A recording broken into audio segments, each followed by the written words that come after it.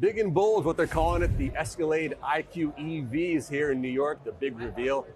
Mark Royce, president of GM, is joining me now to discuss. So Mark, the Cadillac Escalade franchise is a big one for a number of reasons.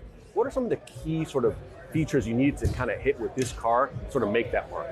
I think it's become an icon since we introduced it, but we sold over 1 million units, which that's a big number for something like this. So it's been Cadillac's flagship until we announced we're doing Celestics. So we kind of have two flagships here, a sedan or sort of a low coupe, if you will, and then we have the Escalade Icon, now IQ for the EV piece of it. So it's a big deal. This has always been a technological bed for us when we introduced it. You saw the first OLED curved screen on the last Escalade internal combustion engine version that we just saw. Here you're going to see a 55-inch screen that's pillar to pillar. So we do things like that. We also do a lot of things like Super Cruise that are sort of, we put it on Escalade, we put it in Cadillac. Cadillac's always going to lead with us as a brand too. So over 450 miles of range, the twin motor setup, like you said, that curved display all across the entire dash. This car is a little bit different than a traditional Escalade, but it kind of has to be, right? It has to be because, if you look at this, we're not going to see people instantly buy, something that's different like an EV.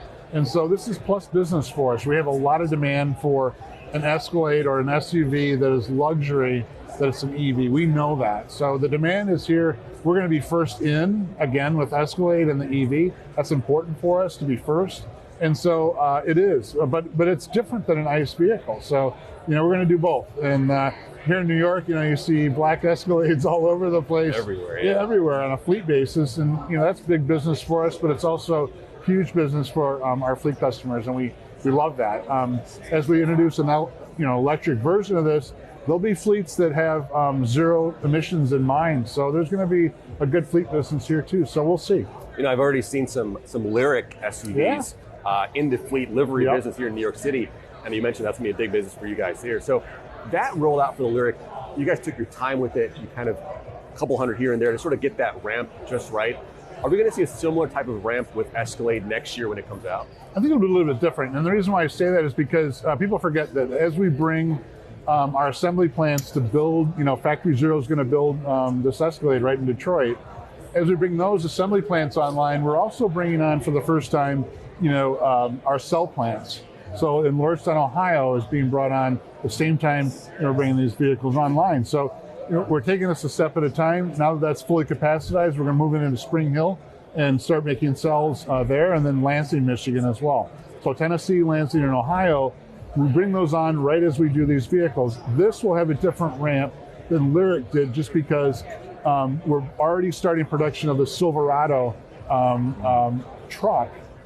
pickup truck in Factory Zero. So they both carry, the 12 mod packs. We've got some experience on it. So I think it's going to go a little bit different than Lyric was, and Lyric was really our first electric vehicle for Cadillac. You mentioned those factories, Spring Hill for one. GM, the entire company, going through a whole EV transformation. Yeah. From your sort of point of view, and you were sort of an architect for Cadillac's electrification plans, how is that transformation going on? How's that happening right now? It's really, about, I want to say almost 5 years ago, we decided that we were really going to embrace this because the regulatory environment, but also the customer acceptance of EVs we saw was going to be very high. And a lot of people doubted that, but you can see it now. It's happening, right? And so you get people into an electric vehicle and they drive it. They're thrilled with it.